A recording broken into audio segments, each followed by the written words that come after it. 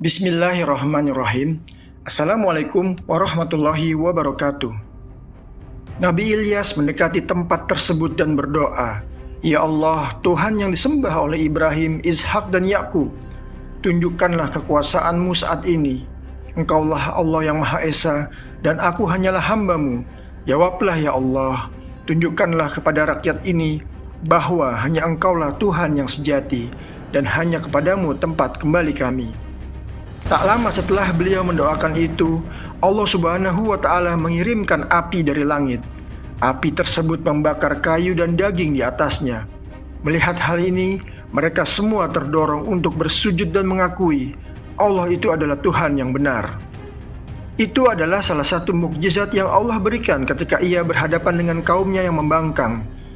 Allah juga memberikan makanan yang tidak habis-habis sepanjang musim kepadanya, dan juga menghidupkan kembali seorang anak dengan doanya yang dipanjatkan kepada Allah. Sahabat Parsa Khalifah yang dirahmati Allah, kali ini kita akan membahas kisah Nabi Ilyas yang diberikan berbagai macam mukjizat yang luar biasa dalam menjalankan dakwahnya. Beliau syarat dengan nilai-nilai kebaikan yang diharapkan dapat memberi manfaat bagi setiap umat muslim. Nabi Ilyas adalah seorang nabi yang disebutkan di dalam Al-Quran, dan jarang sekali orang-orang membahas tentang kisahnya. Nabi Ilyas merupakan salah satu utusan Allah Subhanahu wa Ta'ala. Fakta ini tercantum dalam firman Allah di dalam Al-Quran, surat Al-Safat ayat 123 yang berbunyi, "Dan sesungguhnya Ilyas benar-benar termasuk salah seorang dari rasul-rasul.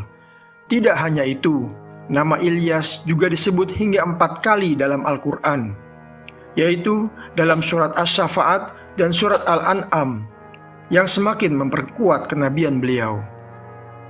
Nabi Ilyas adalah keturunan keempat Nabi Harun alaihissalam dengan nama lengkap Ilyas bin Finhas bin Azar bin Harun bin Imron bin Kohij bin Aziz bin Lawai bin Yakub bin Ishak bin Ibrahim.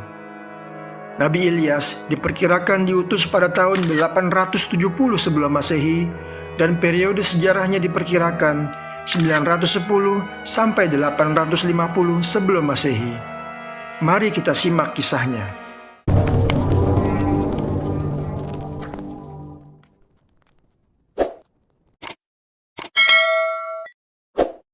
Sahabat Parsa Khalifah rahimakumullah, semoga kita semua dalam keadaan sehat walafiat dan selalu dalam lindungan Allah Subhanahu wa Ta'ala.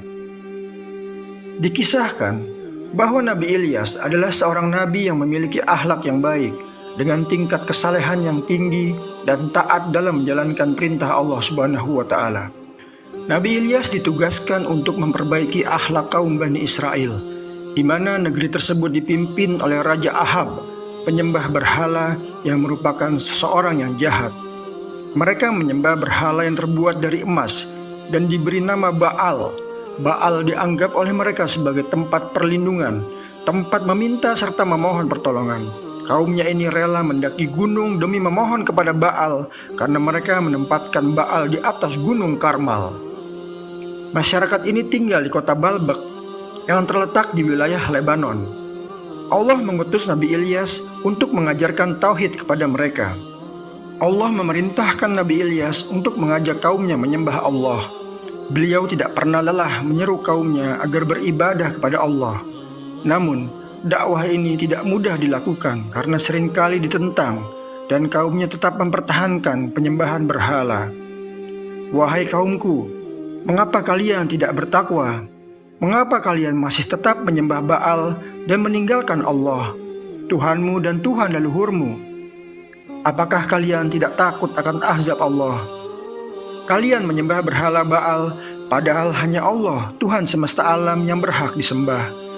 Namun kaum Bani Israel tidak menghiraukan perkataan beliau. Meskipun begitu, beliau tetap bersabar dan berdakwah. Beliau tidak putus asa dan tetap melanjutkan dakwahnya dengan ikhlas. Pada suatu waktu, kaum Nabi Ilyas hidup dalam kemakmuran setelah musibah kekeringan yang terjadi sebelumnya berakhir.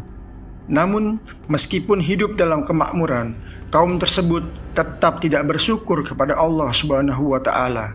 Bahkan, mereka kembali melakukan perbuatan durhaka dan tetap menyembah berhala dewa Baal. Melihat kondisi tersebut, Nabi Ilyas memerintahkan kaumnya untuk berkumpul di Jabal Karmel.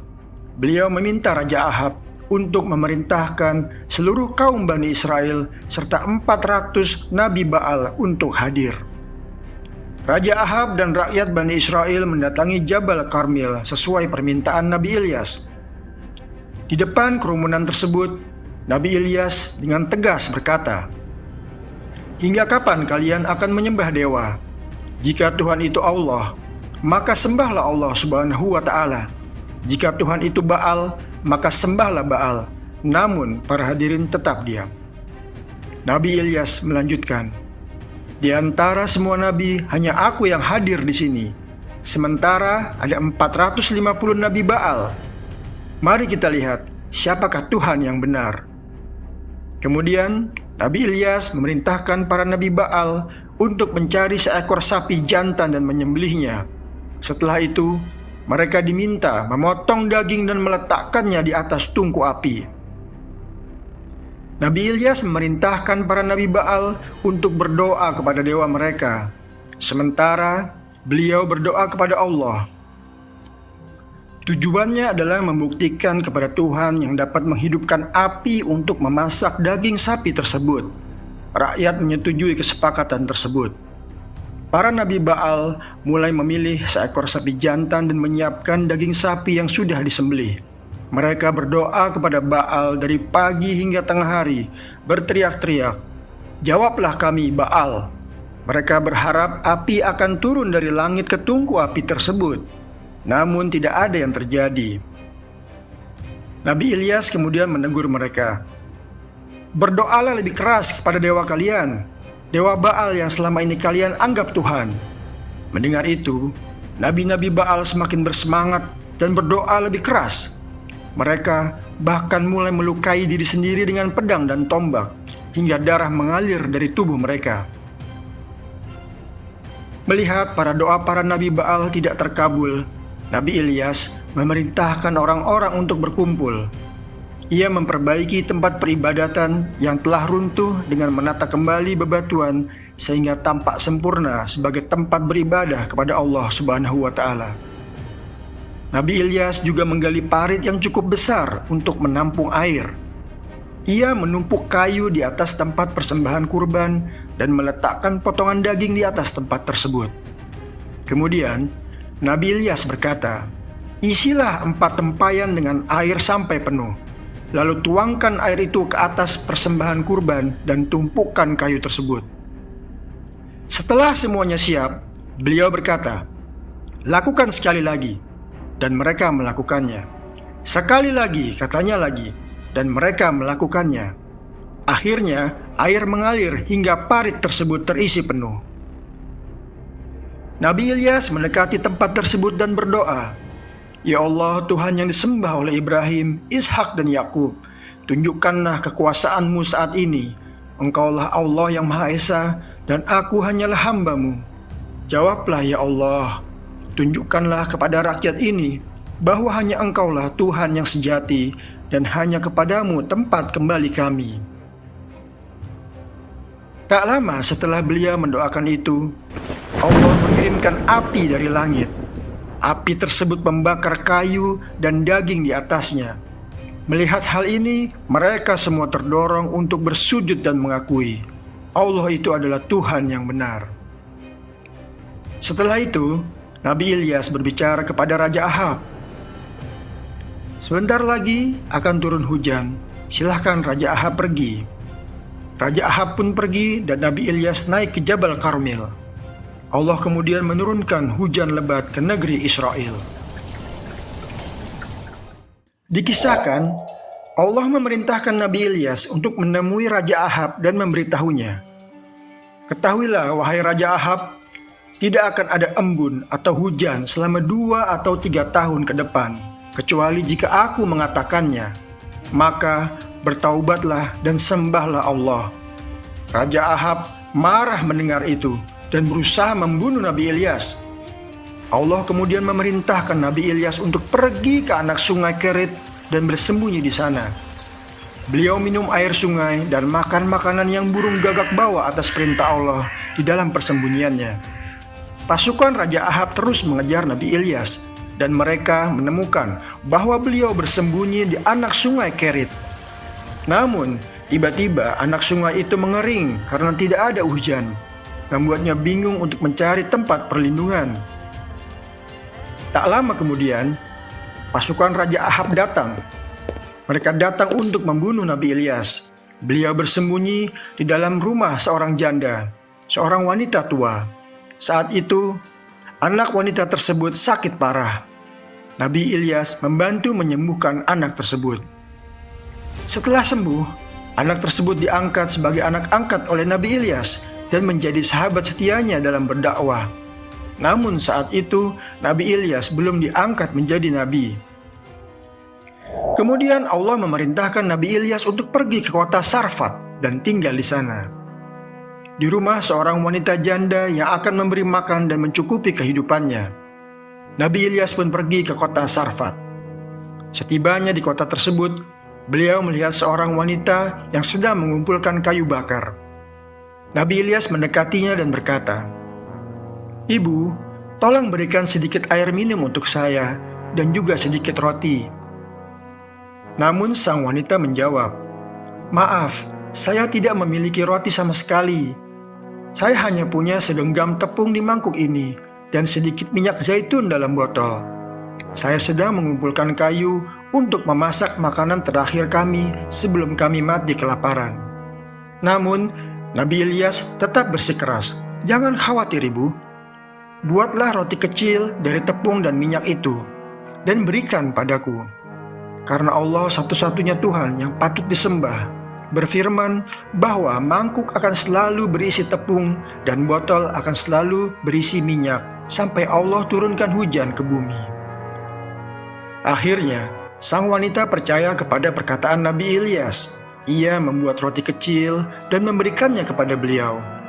Nabi Ilyas segera memakannya. Sementara sang wanita membuat roti bagi dirinya dan anaknya.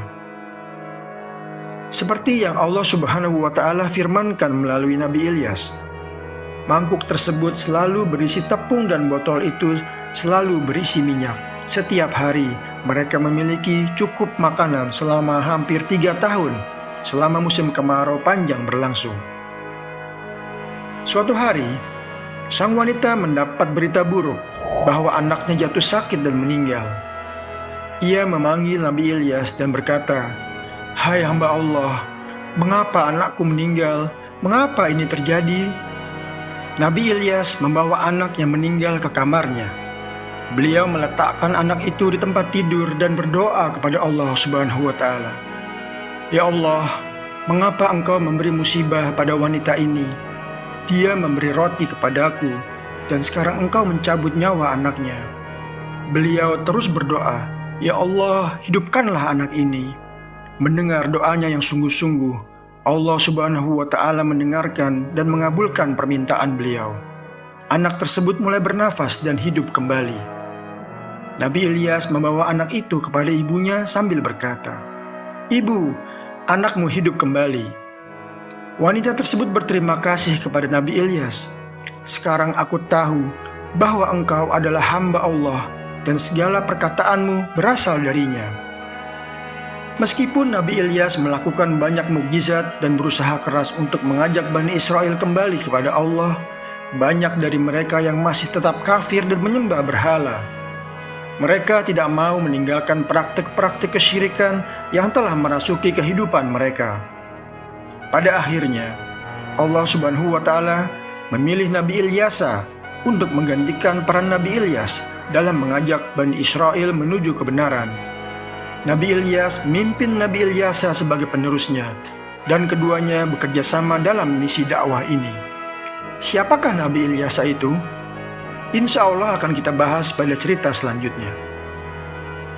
Sahabat yang dirahmati Allah, ada satu mukjizat terakhir yang Allah Subhanahu wa Ta'ala berikan kepada Nabi Ilyas. Ketika Nabi Ilyas sedang beristirahat, tiba-tiba datang malaikat pencabut nyawa datang untuk mencabut nyawanya. Ketika itu Nabi Ilyas bersedih. Melihat Nabi Ilyas bersedih, malaikat pun bertanya, "Mengapa engkau bersedih, wahai Ilyas?" Nabi Ilyas pun menjawab, dia bersedih karena harus berhenti berzikir dan beribadah kepada Allah setelah dia dicabut nyawanya. Saat itulah Allah memberi wahyu kepada malaikat pencabut nyawa agar ia menunda pencabutan nyawa Ilyas alaihissalam dan memberi waktu kepada Ilyas untuk berzikir sesuai dengan permintaannya. Hingga sekarang, Nabi Ilyas diyakini masih hidup dan terus berzikir kepada Allah. Allah menjadikan Nabi Ilyas tetap hidup abadi dan tidak akan mengalami kematian kecuali saat datangnya hari kiamat. Allah mengangkat beliau ke tingkat yang tinggi dan memberikan kedudukan yang istimewa di sisinya. Sejak saat itu, Nabi Ilyas tinggal di taman yang indah dan menjadi saksi hidup bagi generasi-generasi yang datang. Beliau terus berzikir dan memuji Allah Subhanahu wa Ta'ala, menjaga api iman dan kebenaran tetap hidup di hati umat manusia. Wallahu a'lam bishawab. Sahabat Parsha Khalifah, untuk menonton cerita dan kisah menarik lainnya, silahkan subscribe channel kami, like and share bila kalian suka dengan video-video tersebut. Semoga bisa menjadi amal jariah untuk menambah pahala dan sekaligus melakukan syiar Islam. Terima kasih. Jazakumullah khairan katsiran. Wassalamualaikum warahmatullahi wabarakatuh.